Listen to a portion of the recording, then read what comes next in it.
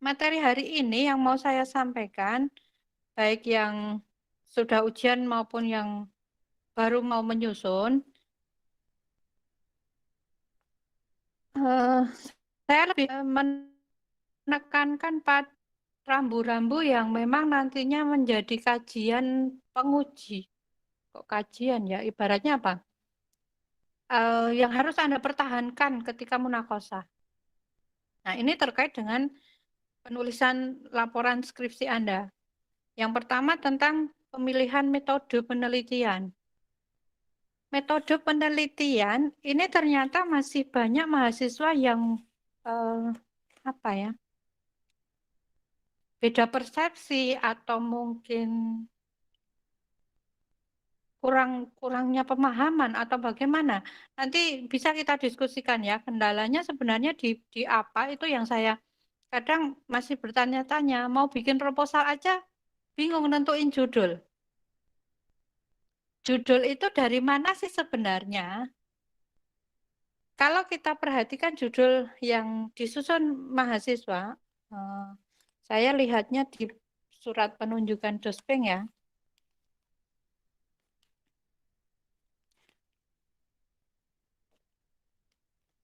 Sampel nggak apa-apa ya, salah satu saya bacakan. Ada strategi belajar online di masa pandemi COVID siswa kelas 10 SMK 2 Karanganyar. Eh, jenis judul seperti ini sudah menggambarkan sebenarnya. Punya siapa nggak usah saya sampaikan. Ketika di situ ada variabel tanpa menunjuk kata-kata yang menjelaskan tentang hubungan, korelasi, ataupun penganalisaan dalam penelitiannya, maka itu hanya sebagai penelitian kualitatif deskriptif begitu. Jadi ketika saya bimbingan, saya selalu melihat judul mahasiswa, kemudian yang saya cross check pertama adalah metodenya. Contoh lagi, metode pembelajaran pada program tahfidz Al-Quran bagi siswa kelas 6 SDIT Bina Insan dan seterusnya. Ini juga sama, deskriptif, kualitatif.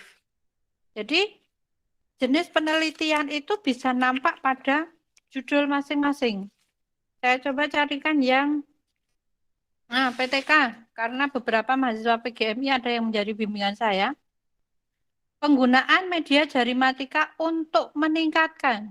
Jadi ada variabel, kemudian ada eh, kata yang menunjuk di situ eh, tindakan.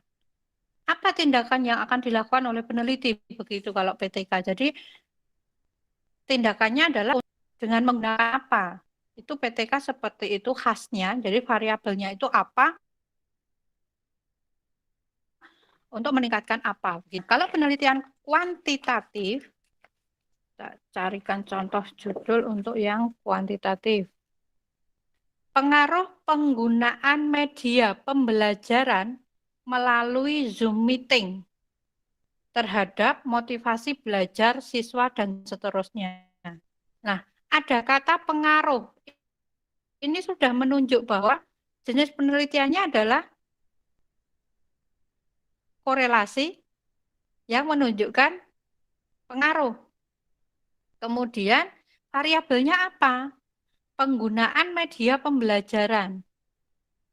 Ada mahasiswa yang ketika membuat judul pengaruh penggunaan media pembelajaran, variabel X-nya, kata pengaruh masuk. Nggak boleh, karena pengaruh itu adalah satu kata yang menunjuk tentang proses yang Anda laksanakan dalam analisis penelitian. Maka variabelnya adalah penggunaan media pembelajaran melalui Zoom meeting. Nah, terhadap apa? Itu variabel berikutnya yaitu motivasi belajar siswa. Jadi diperhatikan di penelitiannya masing-masing karena ternyata ketika kuantitatif harus mengidentifikasi dua variabel tersebut, ketika kualitatif sumber kajiannya apa? Itu yang harus diperjelas karena nanti ketika diuji variabelmu apa? Penelitiannya apa? Kalau kualitatif kok ada variabel? Nah, ini eh, agak bikin rancu ya. Karena kalau yang kualitatif itu aspek yang diteliti begitu. Kemudian ada juga eh, jenis penelitian kuantitatif tetapi membandingkan. Jadi bukan menganalisa pengaruh tetapi perbandingan. Mas Imam, judulmu apa Mas? Aku lali Mas. Itu tak goleki. Imam, mana Mas Imam? Wah, tinggal lungai. Lagi sarapan mungkin, Bu. Ayo, jadi nggak bisa ngomong. Ini kok pada nggak diaktifkan kameranya toh? Yang belum pernah ketemu saya siapa coba? Saya Bu, belum pernah ketemu. Saya Halo. juga. Saya Bu, saya. Leo, kameranya dinyalain biar saya lihat. Belum mandi Bu. Belum mandi. Kan nggak kelihatan. Dua. Nggak ketemu ibunya Mas Imam. Hilang ijan. Ah, Lagi ini beli ketemu. lagi beli nasi kucing Bu. Ben, Imam studi komparasi kemampuan membaca Al-Quran antara metode Sakifa bla bla bla dengan metode Iqra. Nah, di sini ada yang dibandingkan. Jadi ada keterangan studi komparasi. Ini sudah menunjukkan perbandingan. Yang dibandingkan apanya? Satu variabel apa dua? Satu ternyata hanya pada kemampuan membaca Al-Quran. Yang dibandingkan antara apa dengan apa? Nah, itu ada dua, metode Sakifa dengan metode Iqra. Nah, ini perbandingan. Selain itu, untuk yang perbandingan, ada juga yang menggunakan model perbandingan kelas kontrol, menggunakan kelas kontrol. Jadi, sebelum dan sesudah pelaksanaan, tindakan, dan lain sebagainya. Itu banyak sekali macamnya. Intinya, harapan saya teman-teman lebih memahami lagi dari metode yang akan Anda lakukan ketika pemilihan judul. Yang sudah terlanjur berarti nanti harus di apa namanya ya? Judulnya sudah Anda tentukan, kemudian metodenya ini harus cari yang paling tepat. Karena ternyata gini, ketika teman-teman bawa proposal, itu dari judul, kemudian rumusan masalah, ke analisisnya itu ada beberapa yang nggak nyambung. Ini yang kadang menjadi pertanyaan di penguji. Kenapa bisa seperti ini? Kenapa harus seperti ini? Dan lain sebagainya. Banyak bermunculan pertanyaan yang kemudian mahasiswa nggak bisa jawab. Karena kurangnya pemahaman tadi. Apa sih metode yang harus saya lakukan ketika saya judulnya seperti ini? Padahal yang namanya judul itu sebenarnya jangan dibikin dulu ya. Siapa jujur yang mengajukan judul dengan cara mencari referensi judul. Referensi judul loh, bukan kajian teori maupun pustaka. Ada nggak? Browsing di internet, mau cari judul contoh, judul skripsi, ambil salah satu kayak gitu. Ada nggak? Febri, Bu. Ini pada nggak dinyalain sih kameranya. Saya nggak bisa lihat. Isin Bu, isin. Tak isi nih loh, ditutupi wajah ya berarti. Biar saya merasa ada interaksi, masa yuk ngobrol-ngobrol dewe. Untuk saya diwakili sama Pak Wahid Bu. Semangat, semangat. Apa? Pak Wahid wongku Bu. Oke, kita lanjut ya. Jadi Siap, siap. metode penelitian itu ada kuantitatif, kualitatif, dan kombinasi.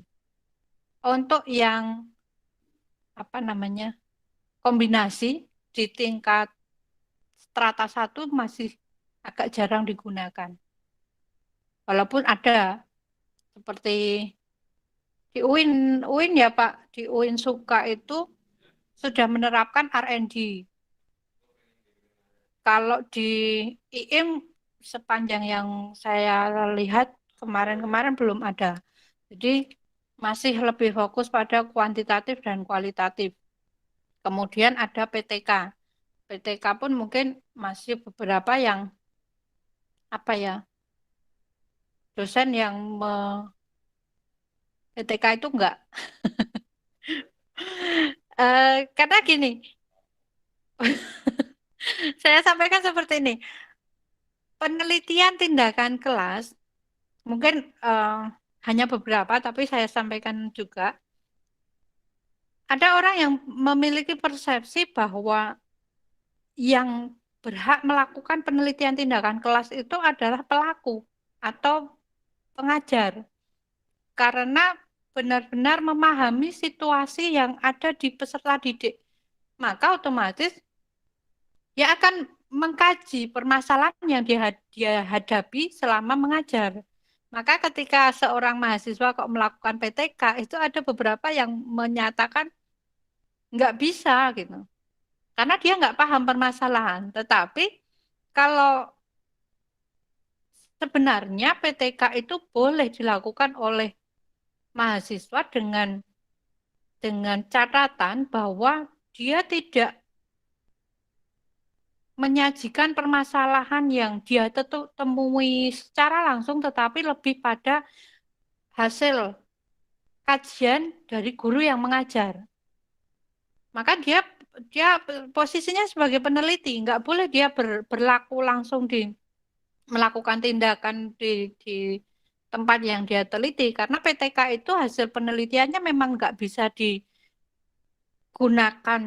kesimpulannya ya, tidak bisa digeneralisasikan secara umum, tidak bisa diterapkan di tempat lain. Itu PTK, penelitian tindakan kelas.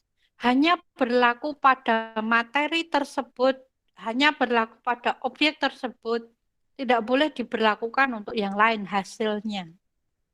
Maka penelitian tindakan kelas ada beberapa instansi yang memang lembaga pendidikan yang tidak menyarankan untuk melakukan itu.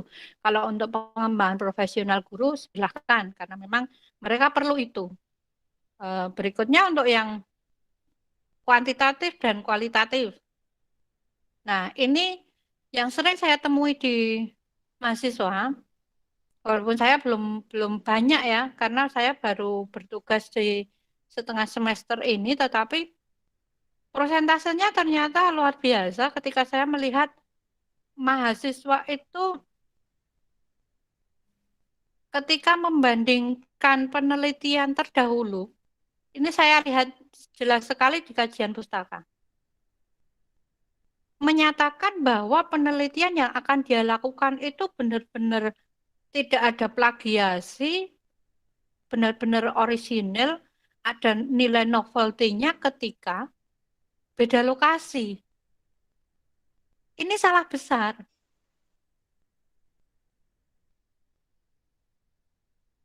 Karena yang namanya kuantitatif itu merupakan penelitian formal. Maka hasilnya harus bisa digeneralisasikan ke objek yang lain gitu. Maka kalau kuantitatif dan kualitatif, Anda harus benar-benar bisa mengambil sampel yang mewakili. Ini satu kelemahan mahasiswa juga ketika menentukan sampel. Untuk metode tadi, mungkin saya hubungkan dengan ini dulu sebelum saya membahas sampel. Pada alur penulisan skripsi, latar belakang, satu, ini boleh dicatat bagi mahasiswa yang nanti mau ujian atau yang semua masih proses, masih proposal dan sebagainya. Alur apa, Bu? Latar belakang yang Anda sajikan itu harus mengungkap alasan pemilihan judul. Wajib. Karena apa? Tidak mungkin suatu masalah muncul ketika Anda belum kenal lokasinya. Jadi observasi awal itu dianggap sebagai gambaran. Ibaratnya gini, Saya kenal sama mahasiswa baru tahu namanya. Gak mungkin saya bisa mendeskripsikan banyak hal karena hanya tahu nama. Bahkan ada latar belakang yang sama sekali, ini untuk yang lapangan ya, yang lapangan. Tidak, yang nggak cuma lapangan ya, kualitatif juga sama. Sama sekali belum menyinggung permasalahan yang ada di lokasi penelitian, dia sudah memutuskan untuk melakukan penelitian di tempat tersebut. Nah ini yang kadang banyak sekali dipertanyakan oleh penguji. Ngopo kok arep nang kono? Kenapa harus meneliti itu? Itu yang harus bisa Anda jawab. Contoh nih, satu judul.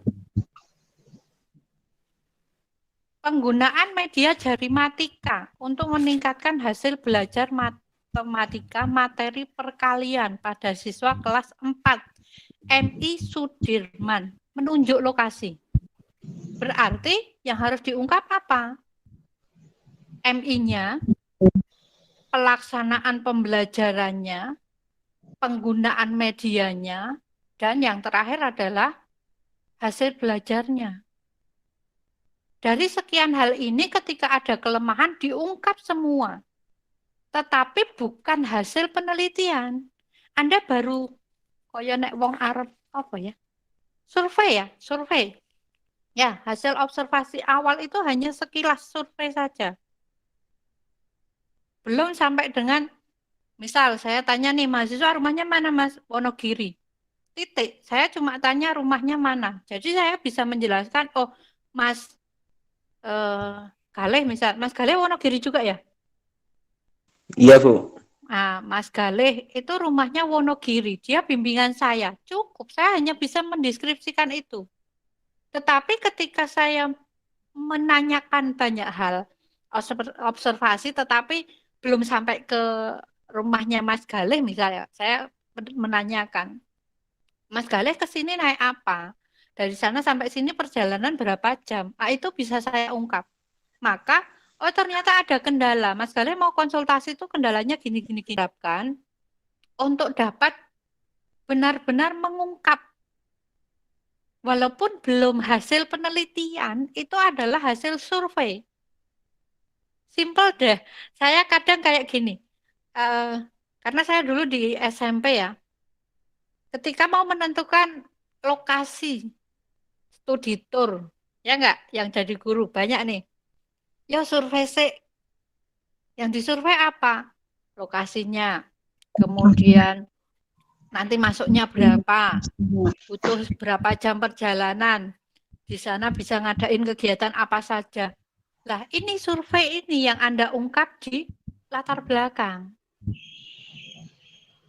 Jadi kalau ditanya MI Pijena ini koyo ngopo? MI Sudirman itu seperti apa?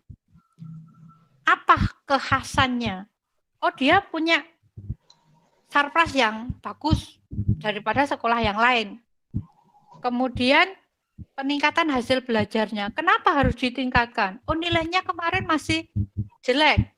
Nah, itu dengan bahasa yang ilmiah. Jangan menggunakan bahasa yang tidak baku. Itu Anda kaji, Anda ulas di latar belakang. Sampai dengan variabel-variabel yang nanti akan menjadi fokus penelitian Anda. Itu di latar belakang, kemudian masuk ke rumusan masalah. Di rumusan masalah, banyak mahasiswa yang belum fokus pada apa yang akan dikaji. Padahal rumusan masalah itu yang paling utama, karena nantinya apa yang Anda lakukan itu untuk menjawab rumusan masalah. Jangan sampai ketika sebuah penelitian rumusan masalahnya tidak berkaitan dengan latar belakang, kemudian setelah selesai penelitian, di kesimpulannya juga enggak nyambung. Ini yang nanti benar-benar dipertanyakan oleh penguji. Anda penelitian apa enggak? Mesti pertanyaannya kayak gitu.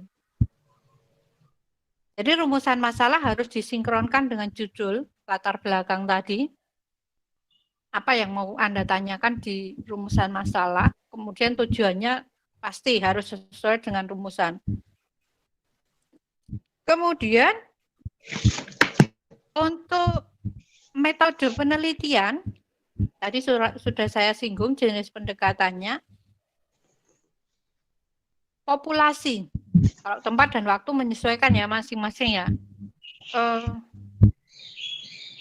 Ini kalau Google Meet itu maksimal berapa sih? Kok banyak teman-teman yang keluar masuk ya? Apa Pak Alfian karena sinyal apa karena apa Pak? Karena ada Pak Alfian, Bu. Karena Pak Alfian ikut masuk ya? Iya, Bu. Seperti itu. Oke. Begini. Jadi ketika Anda menentukan sampel, dilihat dari populasinya, itu harus benar-benar yang penelitian formal ya, kuantitatif dan kualitatif. Benar-benar bisa mewakili. Sampelnya itu benar-benar harus bisa mewakili ketika nanti hasilnya diterapkan. Kalau dari 150 ambil sampel cuma 5, ya nggak mungkin loh. Ada yang mengibaratkan begini, gajah nih, besar banget ya, gajah itu gambaran kita akan besar banget. Ada 5 orang ditutup matanya, disuruh mendekati gajah dari beberapa sisi. Kemudian masing-masing memegang bagian yang berbeda-beda. Apa yang mereka deskripsikan? Yang pegang kaki, ini gajah tuh kayak pipa misal. Apa yang memegang belalainya. Kemudian yang pegang telinganya mendeskripsikan gajah itu apa. Masing-masing pendeskripsiannya akan berbeda. Ketika memegang bagian yang berbeda. Nah, sampel seperti itu tidak boleh. Maka sampel yang dipilih harus yang bisa mewakili populasinya. Ada mahasiswa yang menuliskan proposal di yang saya koreksi. Jumlah populasinya 150. Peneliti akan mengambil 50. Dasarnya apa tidak disampaikan, cara pengambilannya bagaimana tidak disampaikan, itu nggak bisa. Jadi Anda harus punya dasar teori yang Anda gunakan untuk penentuan jumlah sampel dan cara pengambilan sampel. Bu, kalau saya lihat di contoh yang kemarin itu nggak ada rumus untuk pengambilan sampel. Lah kalau populasi dipakai semua ya nggak pakai rumus. Tetapi kalau di penelitian Anda populasi jumlahnya berbeda dengan yang dicontoh, ya jangan disamakan begitu. Itu ya. Jadi bagi teman-teman yang belum sesuai atau yang sudah jadi kok saya kemarin ngasih masukannya berbeda, mohon koreksi. Jadi ketika mengambil sampel harus ada dasar penentuan sampelnya itu Anda menggunakan teorinya siapa. Kemudian bagaimana cara pengambilan sampelnya. Itu harus ada alasan. Kemudian untuk data, nah ini juga banyak sekali saya temui masih banyak perbaikan yang saya berikan ke mahasiswa ketika mengambil data. Jadi kalau data kualitatif dan data kuantitatif itu kan berbeda ya. Untuk data kualitatif itu ada data empirik dan data bermakna. Data empirik itu lebih ke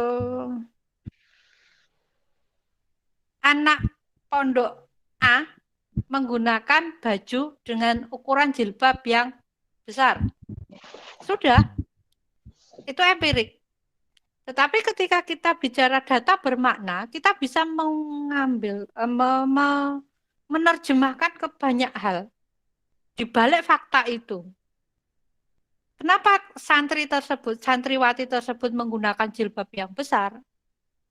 Apa yang mendasari itu akan muncul fakta-fakta yang nanti bisa Anda temui begitu. Itu data bermakna pada kualitatif.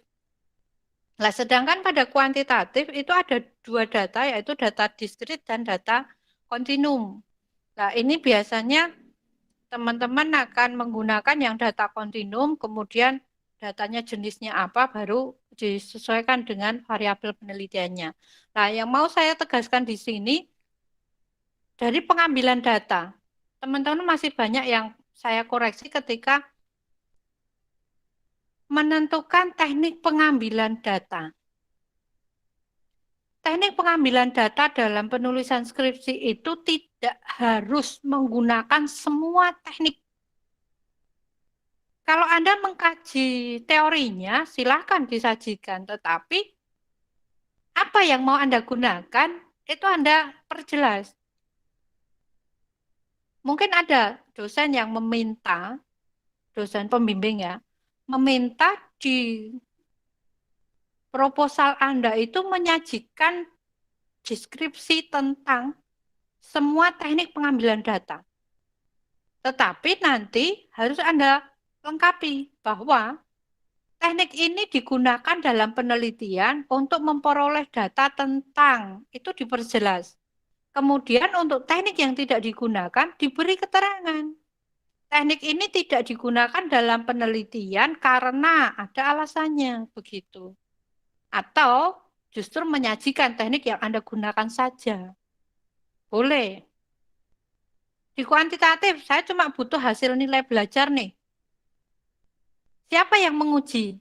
Hasil belajar itu hasilnya siapa? Apakah gurunya yang ngetes, apa penelitinya yang ngetes? Kalau peneliti yang ngetes, berarti Anda harus menyiapkan instrumen tesnya. Tetapi ketika Anda hanya akan mengambil dokumen nilai, ya berarti Anda siapkan teknik pengambilan data dokumentasi. Ini yang masih banyak menjadi kelemahan mahasiswa ketika menentukan teknik pengumpulan data, kemudian nanti instrumennya apa saja. Teknik pengambilan data ada observasi, wawancara, angket, dan dokumentasi. 4 ini yang familiar kita gunakan. Ada teknik tes. Kalau peneliti langsung melakukan penilaian di lapangan. Nah, masing-masing teknik ini ketika Anda pilih, Anda harus tentukan dari masing-masing teknik ini mau ngambil data apa sih? Nanti diungkap nggak di penelitiannya, di hasil laporanmu. Kalau nggak diungkap ya jangan. Nggak usah ngambil data itu ketika fokus penelitian Anda sudah ditentukan. Variabelnya sudah jelas, ngapain bahas yang lain begitu. Biasanya teman-teman menggunakan observasi untuk mengungkap profil sekolah, gambaran umum tempat penelitian. Monggo, boleh dipakai. Baik kualitatif maupun kuantitatif. Tapi harus ada pedomannya, pedoman observasi. Kemudian ada teknik wawancara. Wawancara di kuantitatif boleh dipakai? Boleh. Semua teknik ini boleh. Tinggal Anda jelaskan. Data yang mau Anda dapat itu data berupa apa? Kalau wawancara, saya sering menemui begini. Penelitian kuantitatif menggunakan teknik wawancara, tetapi di bab 3 maupun di bab 4, hasil wawancara tersebut tidak terungkap sama sekali. Ini salah.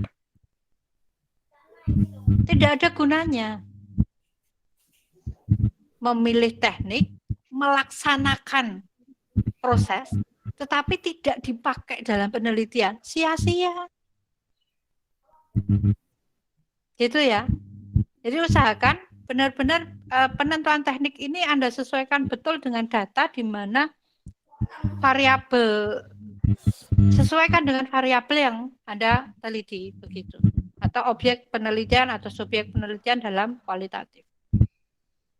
Itu terkait dengan teknik pengambilan data, mungkin nanti ada tanya jawab untuk ini saya lewati saja. Untuk teman-teman yang melaksanakan penelitian kuantitatif, yang saya cermati di sini banyak yang menggunakan penelitian survei. Yang penelitian eksperimen 1-2 saya belum banyak ketemu. Penelitian survei itu lebih pada penelitian yang digunakan untuk mendapatkan data yang terjadi di masa lampau atau saat ini. Tentang banyak hal. Nah, di sini lebih sesuai dengan analisisnya deskriptif, komparatif, asosiatif, dan hubungan struktural. Jadi kalau eksperimen ini banyak belum dilakukan, entah kesulitan mahasiswa di apanya. Kalau saya cermati sampai hari ini, saya masih jarang sekali menemui penelitian eksperimen di IIM. Kalau penelitian eksperimen itu melakukan sebuah tindakan kemudian melihat hasilnya.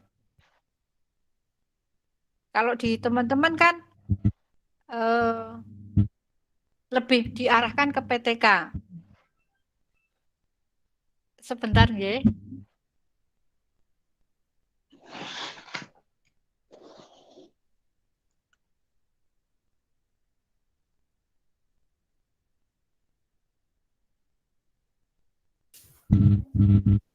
Monggo Pak Alfian melanjutkan penjelasan.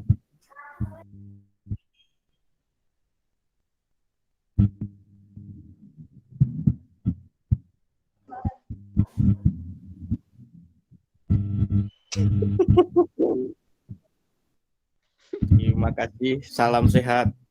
Keluarnya kapan, Pak?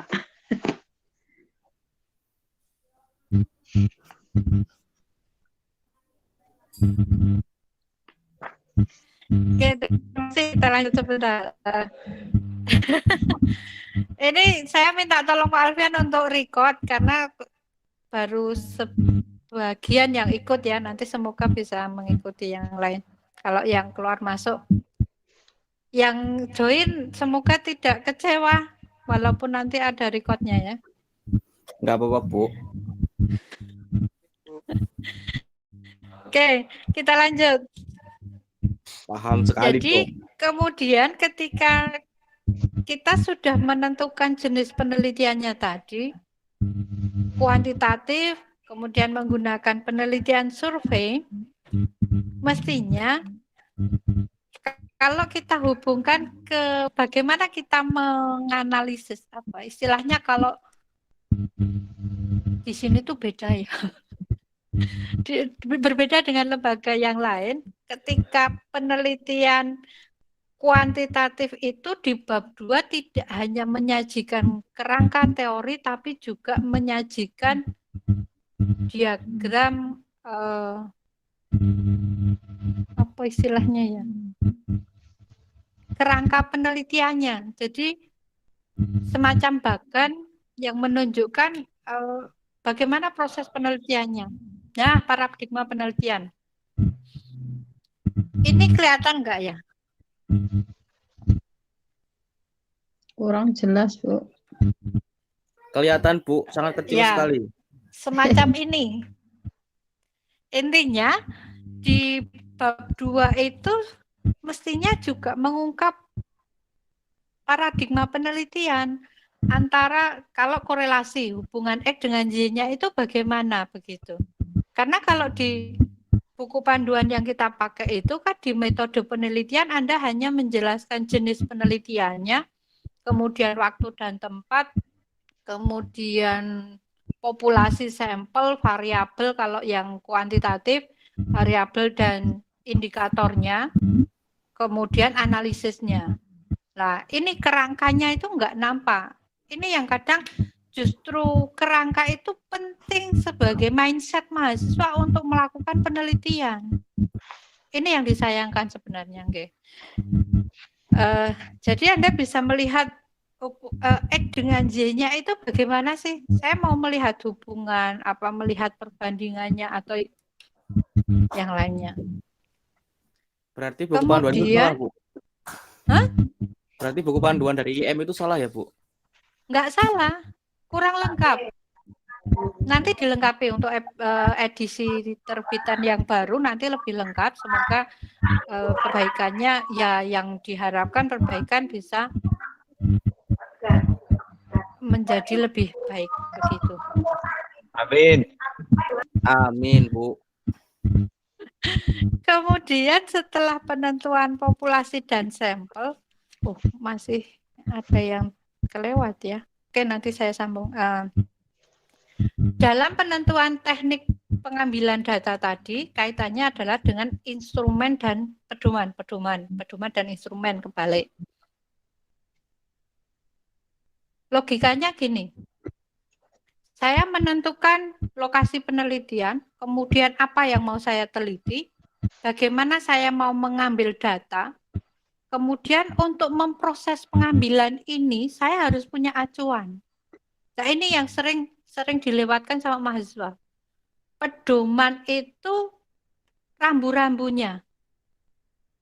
Saya mau ngapain, kemudian misal dokumentasi nih, berarti Anda harus punya daftar dokumen-dokumen yang mau Anda minta ke lokasi penelitian.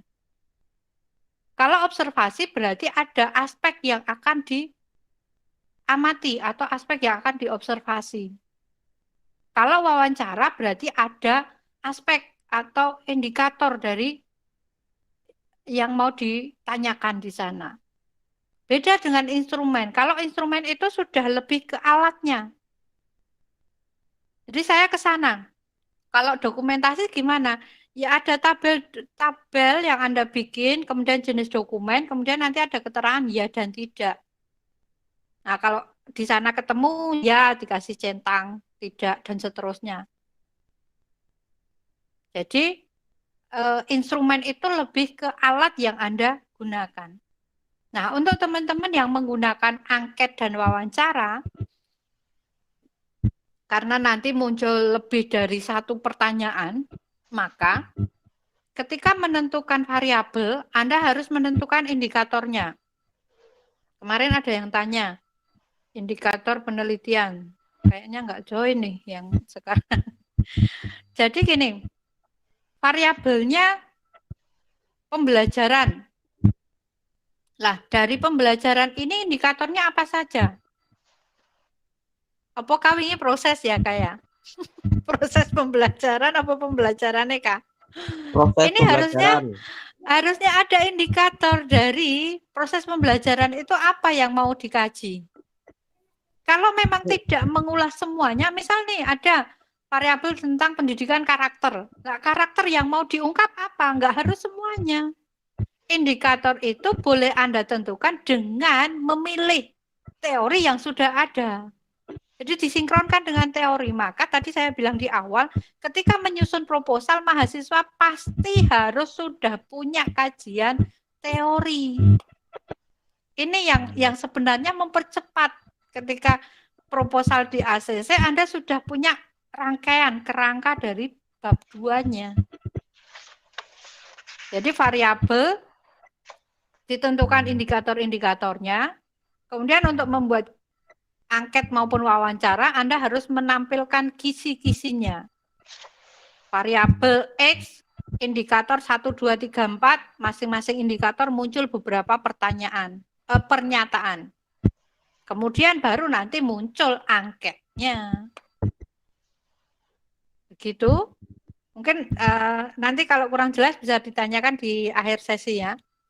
Kemudian yang belum tempat terbahas tadi di awal tentang kajian pustaka. Ini yang paling sering ketemu munakosah dengan saya, pasti saya tanya. Maka di bimbingan saya upayakan jangan sampai terlewat bahwa kajian pustaka itu mengungkap 3 penelitian terdahulu. Agar lebih valid, jadi tidak cuma 1 atau 2, tapi 3. Yang diungkap apa? Ini jadi catatan beberapa mahasiswa yang sudah bimbingan ke saya. Yang pertama, tujuan penelitian dari penelitian yang Anda pakai sebagai kajian pustaka tadi, bukan tujuan penelitianmu. Jadi dari skripsi yang Anda kaji, 3 tadi, masing-masing harus diungkap tujuan penelitiannya, kemudian metode atau jenis penelitiannya, dan yang terakhir kesimpulan. Fungsinya apa? Kok harus mengungkap 3 hal ini? Karena Anda harus bisa membandingkan penelitian yang terdahulu dengan penelitian yang akan Anda lakukan. Perbedaannya di apa?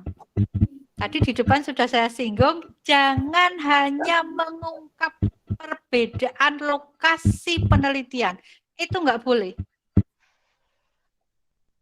Ya, jadi harus mengungkap dari sisi jenis penelitiannya dan fokus penelitian. Fokus penelitian dari mana? Dari tujuan dan kesimpulan dari masing-masing skripsi yang Anda pakai.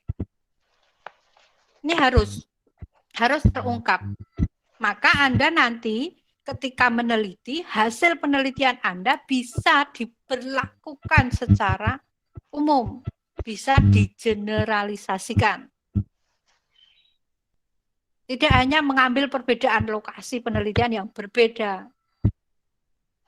Itu yang perlu selalu saya tekankan ketika menguji mahasiswa. Kemudian untuk alasan pemilihan tempat. Jangan pernah menyampaikan alasan bahwa lokasi penelitian dekat dengan rumah, tempat kerja, atau apa ya? Saya punya saudara yang bekerja di sana, bapak saya kepala sekolah sana, adik saya wakak kurikulumnya, itu bukan alasan yang ilmiah. Jangan pernah mengungkap dengan bahasa seperti itu. Alasan pemilihan lokasi maupun pemilihan variabel dalam penelitian adalah adanya permasalahan yang terjadi di lokasi penelitian. Ketika hasil observasi Anda nggak ada masalah, ya jangan meneliti di situ, begitu. Oke, bisa dipahami ya? Saya pernah karena beberapa mahasiswa ketika tak tanya, kenapa milih di situ? Saya ngajar di situ, Bu. Loh, bukan alasan itu. Ketika di tempatmu ngajar sudah bagus, nggak terima nanti kepala sekolahnya. Kok diteliti wong nggonku wis apik gitu. Bahkan ketika bapak saya kepala sekolah di sana mempermudah perizinan, nggak boleh ketika nggak ada masalah, jangan. Kalau ada masalah, ungkap bahwa alasanmu adalah masalah tersebut. Yo Kak ya. Karena Andaikan saya saya mahasiswa KMI, nggak boleh loh Kak. Andaikan saya sidang kemarin Bu, bimbingan sambil Bu, wah nilaiku apik banget ini. Gitu ya. Halo. Jadi alasannya harus disajikan secara ilmiah. Benar-benar itu menjadi poin yang menjadi hal yang sangat urgent, sangat penting untuk Anda teliti. Jangan menyampaikan alasan-alasan yang tidak formal seperti itu. Begitu ya. Kemudian apa meneh ya kok lali. Selain instrumen, kemudian pedoman, untuk yang kuantitatif, jangan lupa melampirkan tabel.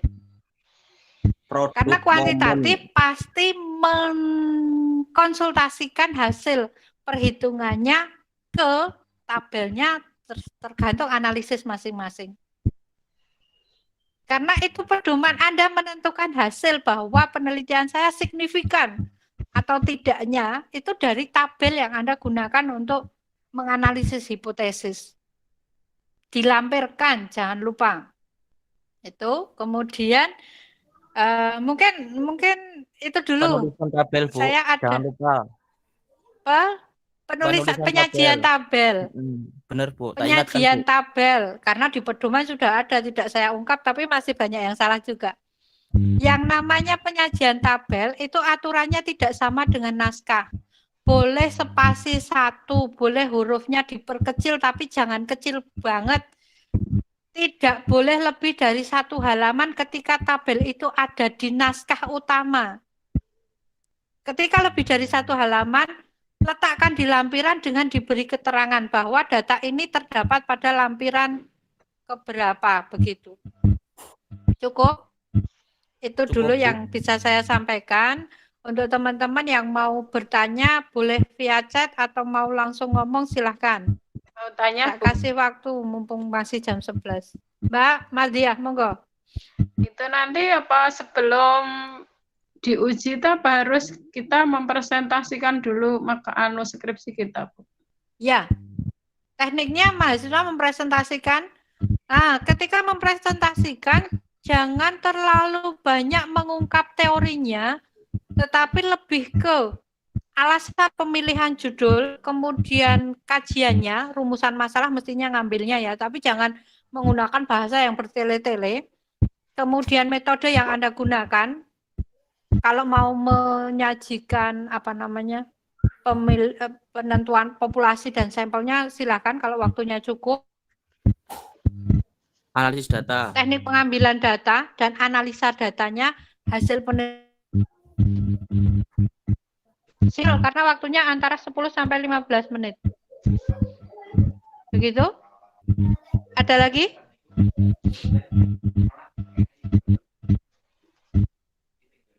Satu tok yang tanya, luar biasa. Bu, sudah makan belum, Bu? Sudah sarapan tadi, nasi pecel. Martabak. Presentasikan bab 1 biasanya. Putus-putus Bu Marzia. Putus-putus. Oh ya, nanti tertidur.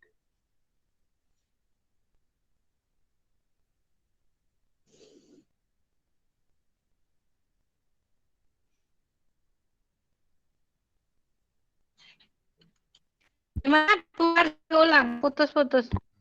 Biasanya itu yang dipresentasikan itu di bab 1 ya. Semua. Cuma Semua, untuk Mbak. kajian teori mungkin tidak perlu begitu banyak atau bahkan tidak diungkap, nggak masalah sebenarnya untuk kajian teori, nggih. Jadi di latar belakang itu yang jelas alasan pemilihan judul. Kemudian di teknik pengambilan data, metode penelitian, yang jelas metode penelitian, kemudian analisis datanya juga harus diungkap sampai dengan ke penyajian data dan hasil kesimpulan. Untuk beberapa penguji sering juga menanyakan tentang keterkaitan moto dengan bidang penelitian Anda. Jadi dicermati betul karena saya jarang mencermati moto. Nanti mohon teman-teman bisa menentukan moto di halaman awal itu ya. Halaman awal itu disesuaikan benar-benar sesuai dengan aspek yang Anda teliti di dalam skripsi itu. Ada lagi? Ayo Ada, yang Bu. lain pada nggak nanya. Hanya harus Mas Ada, Wahid? Bu. Oke, saya ingin bertanya, Bu, tentang yang pertama, itu penulisan judul, spasinya itu yang benar 1 atau 2. Kemudian yang kedua, untuk tanda tangan di kata pengantar, jangan dipisah. Maksudnya itu gimana, Bu? Tanda tangan di kata Oh. pengantar. Sedangkan pengantarnya saya itu 2 halaman mungkin ya. Ya. Itu. Terima kasih. Oke, terima kasih Mas Wahid. Ini yang kemarin saya uji, nggih. Untuk teman-teman yang belum diuji, nggak paham sing ditakok. Karena belum sampai ke saya sana. juga, Bu. Ya, oke. Yang dimaksud dengan spasi pada halaman. Kalau saya temui di teman-teman mahasiswa, tidak sesuai dengan yang ada di buku pedoman. Di buku pedoman ini sudah jelas sekali spasinya 1. Ini jenisnya apa toh? Spasi kan ya? Iya, Bu. Terus ini kan spasi 1 semua. Jadi Jarak. proporsional ukuran huruf, kemudian jarak. Ini kan nampak lebih. Ini karena bukunya kecil terkesan penuh. Tapi jane ya ora loh. Mau ada jaraknya ini kok. Cuma teman-teman kalau bawa ke saya itu di proposal terutama. Kalau yang sudah sampai akhir, yang bimbingan saya beda. Karena Mas Wahid bukan bimbingan saya ya. Kelihatan nggak Mas Wahid? Aduh. Ini spasi 1 dengan ukuran kertas besar tuh segini kayak gini. Kelihatan nggak? Hilangi Mas Wahid, Mas Wahid. Bu, ya, kelihatan. Nah, ini kan lebih proporsionalnya lebih bagus. Ya nggak? Daripada yang spasi 2. Tapi kadang ada mahasiswa yang, Bu, ini ngaturnya gimana? Ini. Pengaturan ini, kalau saya ungkap jadi ini, kudune mata kuliahnya Pak Alfian ya, komputer ya. Di pack apa jenenge ya? Apa sih? Pack layout ya? Alignment. Oh, kok alignment?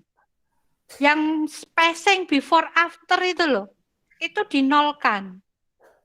Karena kadang mahasiswa mengatur itu kan default ya, sudah sudah aturan standar dari aplikasinya. Maka ketika tidak Anda atur, dia after before-nya itu ada angkanya, otomatis akan berpengaruh. After before itu kan ketika di enter itu berlaku, ketika nggak di enter memang nggak berlaku.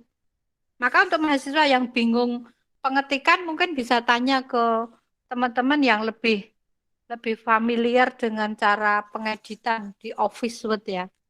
Kalau mau tanya ke saya boleh bawa laptop ke kampus, cara ngedit ke piye. Sebenarnya beberapa mahasiswa yang konsultasi online, ini jujur saya sampaikan tapi semoga tidak jadi masalah nggih. Saya ketika ngoreksi itu lebih cenderung langsung memperbaiki, maka saya nggak mau terima bimbingan online itu seperti itu, salah satu penyebabnya. Selain ngoreksinya agak susah, saya cenderung memperbaiki, bahkan ketika salah kurang satu huruf, kelebihan itu tangan saya itu otomatis gitu loh. Jadi langsung tak perbaiki, ini yang menjadi kemudian di mahasiswa kan imbasnya nggak bagus ya. Anda nggak tahu kesalahannya karena sudah saya perbaiki. Maka saya meminimalisir bimbingan online seperti itu. Mohon maaf. Okay. Alasannya karena salah satunya itu. Karena terlalu apa ya, jadi ketika ngadepi naskah itu ketika nggak sesuai, saya otomatis langsung memperbaiki. Terus baru sadar, oh ini udunggonku. Kemudian mau ngasih catatan lupa tadi hilang yang tak perbaiki yang mana saja nek tak andong mau bubar meneh. Begitu ya. Jadi mohon dimaklumi itu. Kemudian terkait dengan tanda tangan, gini Mas Wahid, permasalahannya tidak hanya di kata pengantar. Kemarin bahkan ada mahasiswa yang menyampaikan ketika pengesahan skripsi itu dia bilang gini, Bu, lah itu tanda tangannya banyak sekali, apa cukup satu lembar? Alasan kenapa tanda tangan tidak boleh dipisah adalah semua dokumen resmi yang harus ada tanda tangan, itu tanda tangan tidak boleh terpisah dengan dokumennya. Kayak gini. Ketok ra ya? Kelihatan? Di belakang tuh ada tanda tangannya tok gitu loh. Ini yang nggak boleh itu yang kayak gini. Jadi tanda tangan di dokumen apapun, tidak hanya di kata pengantar. Secara formal, secara resmi, aturan penulisan di apa ya, birokrasi apa sih istilahnya ya. Semua dokumen yang ada tanda tangannya tidak boleh terpisah. Karena apa? Dikhawatirkan ketika halaman tersebut terpisah, misal hard copy-nya lah. Kamu punya akte rumah. Kok akte rumah? Apa ya yang ada tanda tangannya apa sih? Pokoknya ada lembaga yang mengesahkan. Kok tanda Surat tangannya nikah, Bu. bisa? Wow, surat nikah. Elok kakak lo. Surat nikah ya tanda tangannya nanggon foto nikah lo. Kau aku wis tahu tanda tangan kok kakak gitu. Aku baru tahu, Bu. Ngawur Gitu kakak. ya. Kartu kakak. Intinya begitu. Jadi ketika dokumen resmi bertanda tangan tidak boleh terpisah tanda tangannya. Mengatasinya bagaimana? Mas Wahid tadi bilang, saya kata pengantar ada 2 halaman, Bu. Ya sudah. Bagian yang akhir itu didonke wae. Jadi masih ada konsideran surat yang ikut di halaman tanda tangan. Paham nggak maksudnya, Mas? Mas Wahid? Yang lainnya paham nggak? Bahasa saya susah nggak dipahami? Paham, Bu. Orang anak ramu dengin loh. Saya bahasanya agak. Jadi gitu ya. Tanda tangan tidak boleh terpisah itu untuk mengantisipasi kondisi ketika nanti dokumen itu hard copy, kok tanda tangannya hilang. Ya sudah, surat itu jadi tidak sah lagi, tidak resmi lagi. RPP itu saya paling sering menemui mahasiswa ketika bikin RPP tanda tangannya nang mburi. Itu enggak boleh. Kecuali ada konsideran dari suratnya atau di RPP biasanya kan paling akhir penilaian. Ya penilaiannya di down KOE dipindah halaman gitu nggak apa-apa. Masih ada konsideran dari surat tersebut. Begitu. Ada lagi? Oke Bu, ini izin sebentar. Ini mau ini apa ya? Berarti saya ini udah betul nggak Bu? Bentar. Udah. Ini. Cuma kemarin kan tanda tangannya pindah cuma tanda tangan tok Saya kemarin disalahkan. Perasaan iya, saya ini karena udah cuma betul. tanda tangan. Enggak, di PDF-nya itu tanda tangan tok yang di halaman berikutnya. Yang penting itu tanda tangannya ada kawannya, Mas.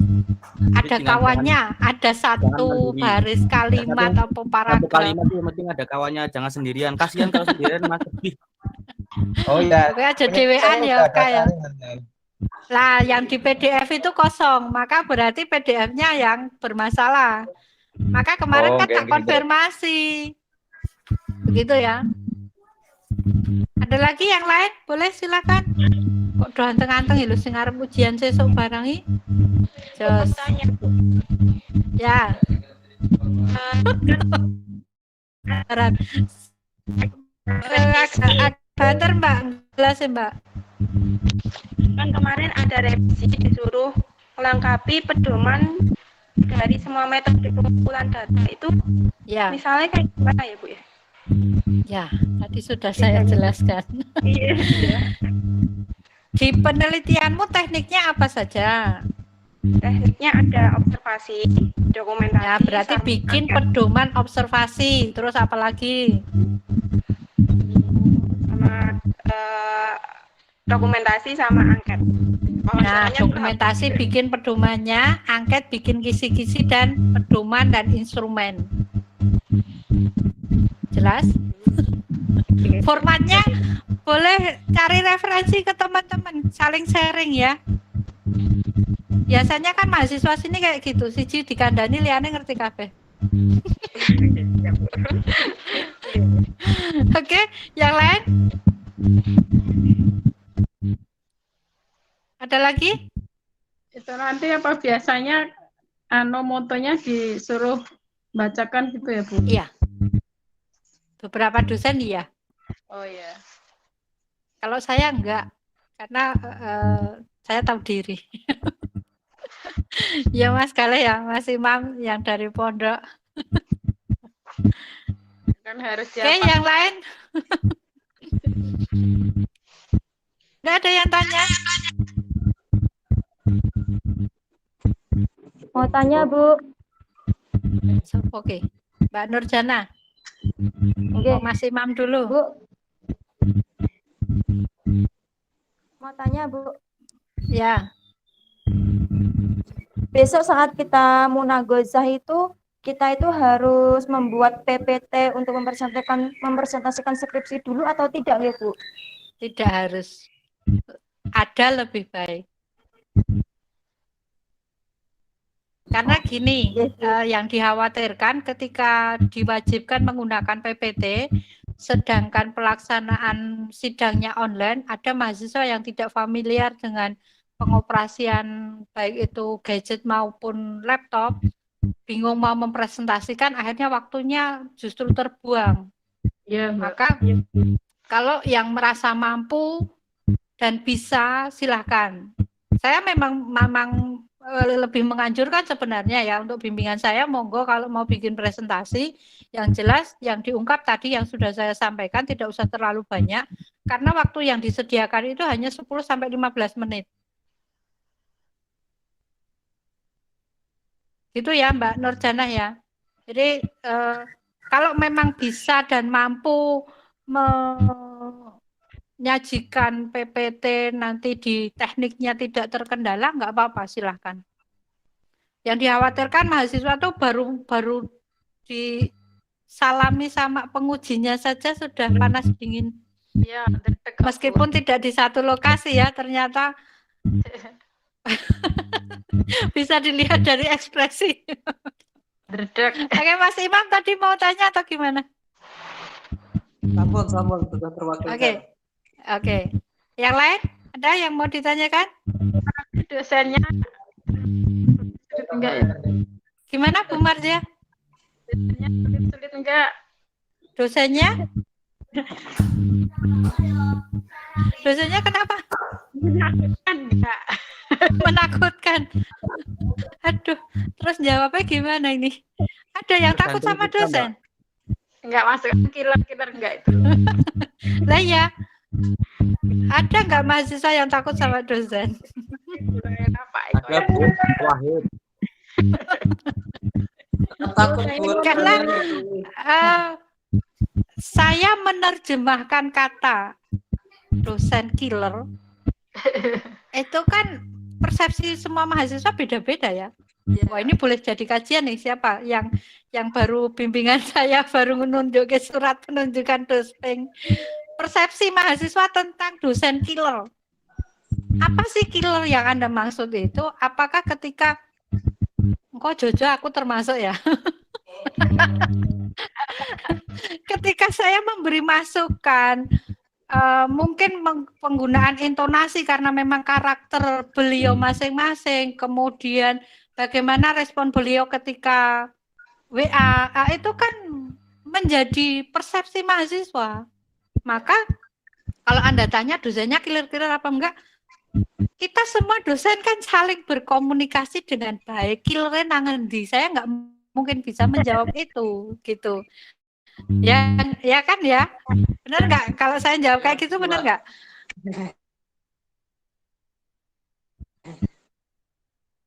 Karena mungkin nanti boleh lagi banyak harus ke sini, harus ini dan lain sebagainya, bisa jadi. Maka saya nggak tahu persepsi Anda terhadap saya, terhadap semua dosen, saya nggak ngerti.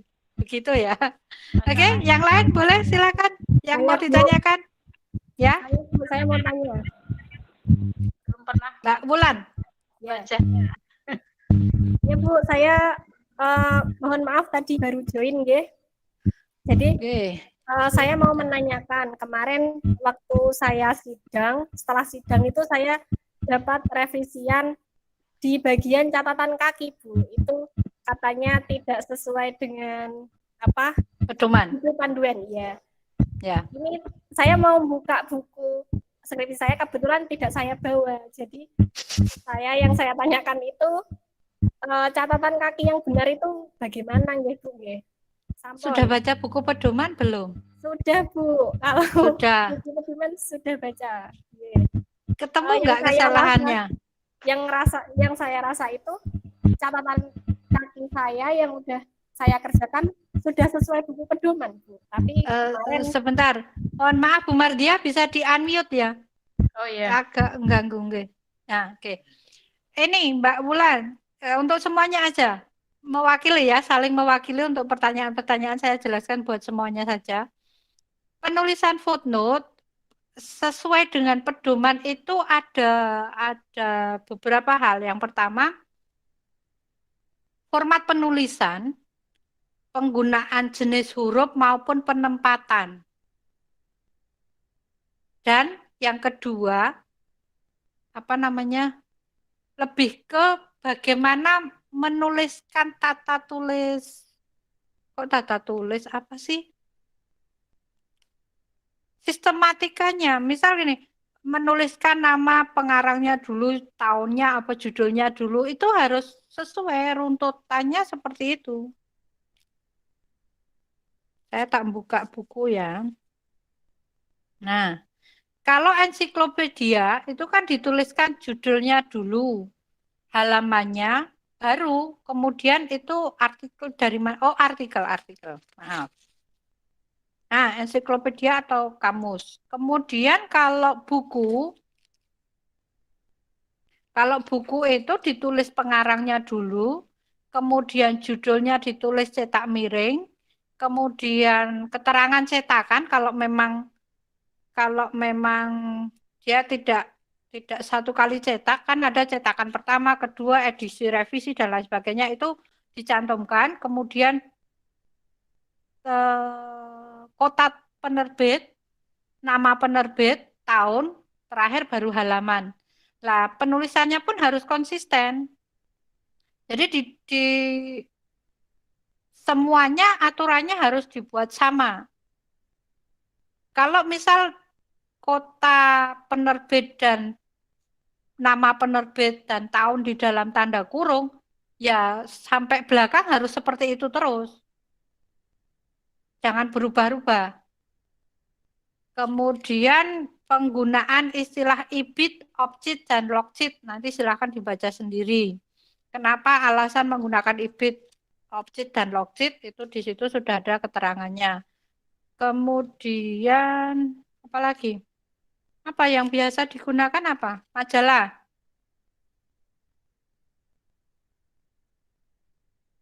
Kalau yang apa kemarin ya? Internet ya, internet kemarin sudah boleh, Bu. tak sajikan ya, boleh kan? Boleh. Prosentasenya bisa sekitar 40-an% kalau nggak salah kalau skripsi itu. Penggunaan kutipan dari internet. Menuliskannya, alamat webnya, kemudian diakses kapan.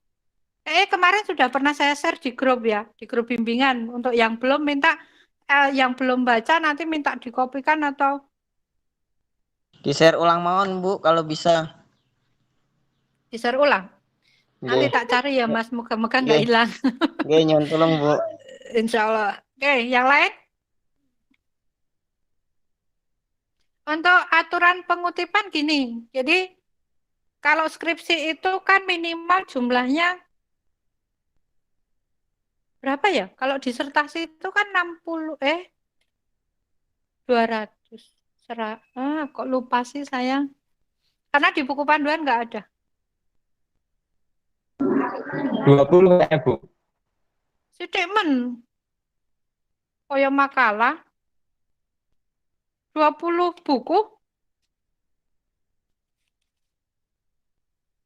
Saya memang jarang itu karena di pedoman nggak ada, maka saya nggak mau 100 Bu, 100. tidak menertibkan. 100 itu tesis kayak nih Mas. Nggak ada jumlahnya memang. Di buku pedoman nggak ada jumlahnya. Jadi saya memang tidak menertibkan itu karena nggak ada di pedoman. Saya ketika nggak ada dasarnya nggak berani ya menertibkan. Kecuali kalau memang sudah ada kesepakatan dengan dosen pembimbing apa yang harus dikuatkan di mahasiswa itu yang saya tertibkan. Oke? Yang lain ada lagi? Silakan. 10 menit lagi ya. Apa nanti setiap habis munakosah itu ada revisi ya Bu? Tergantung hasilnya. Kalau memang penelitian Anda bagus, nggak ada koreksi sama sekali ya luar biasa. Oh ya, Jadi nilainya maksimal. semoga. Oke, siapa lagi yang mau tanya? Cukup kayaknya, Bu. Cukup?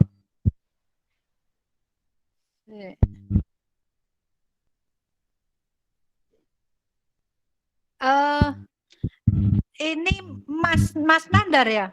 Masih ada nggak? Masih stay nggak? Kalau ada buku panduan yang sesuai dengan panduan penulisan skripsi yang Ibu buat, saya nggak buat buku. Saya tidak membuat buku di kampus kita untuk tahun-tahun yang lalu kan pakai buku ini ya. Ini karena stoknya habis, kesepakatan di biro skripsi itu memang tidak menerbitkan. Karena nanti masih dalam proses perbaikan, ada revisi. Dan itu mungkin imbasnya sampai dengan kata tulis di skripsi untuk mahasiswa yang wisuda berikutnya. Jadi yang bimbingan saya baru proposal dan rencana wisuda tahun depan ada kemungkinan sistematikanya ada perubahan ya. Jadi jangan kaget, sudah saya beri arahan dari sekarang. Oke, yang lain? Cukup? Jam 11.24. Cukup, Bu. Cukup? Oke. Semoga dengan kegiatan ini nanti di pembimbingan selanjutnya untuk yang masih tahap-tahap awal bisa lebih lancar, bisa memahami sama, persepsinya sama dengan saya, jadi ke depan untuk revisi tidak terlalu banyak dan bisa lebih cepat, karena pekan ini sudah pekan terakhir untuk pendaftaran Munakosa. Bagi yang belum, monggo diupayakan sedemikian rupa agar tanggal 31 itu sudah terdaftar sebagai peserta ujian Munakosa. Untuk pelaksanaannya bisa sampai September. Okay? Jadi mohon untuk yang sudah mendaftar dengan sabar menunggu respon dari admin, karena memang pendaftaran banyak dan penjadwalan kita agak kewalahan karena mahasiswa ternyata deadline-nya banyak yang mundur. Mestinya kalau dari arahan kami dari awal dulu sudah berjalan dengan lancar, mestinya pekan-pekan ini sudah tinggal ACC untuk penjadwalan ujian Munakosa semua, tapi nyatanya masih banyak yang bab 5 masih di meja saya, ada yang bab 3 masih dalam proses penganalisaan data dan lain sebagainya. Jadi mohon dengan sangat untuk deadline yang Anda buat, Anda penuhi sendiri. Kami hanya bisa mendukung dengan memberikan masukan-masukan untuk perbaikan yang lebih baik untuk ke depan. Untuk teman-teman yang sudah selesai dan menunggu ujian Munakosa, selamat, semoga lancar untuk pelaksanaan ujiannya. Untuk yang sudah Munakosa dan sudah revisi, semoga segera selesai revisinya sehingga bisa mendaftar wisuda. Selamat untuk semuanya saja untuk prosesnya. Semoga apapun yang Anda capai hari ini bisa menjadi evaluasi dan ke depan menjadi lebih baik. Terima kasih dari saya. Sekian. Assalamualaikum warahmatullahi wabarakatuh. Waalaikumsalam warahmatullahi wabarakatuh. Terima kasih semua ya. Sehat-sehat. Alhamdulillah.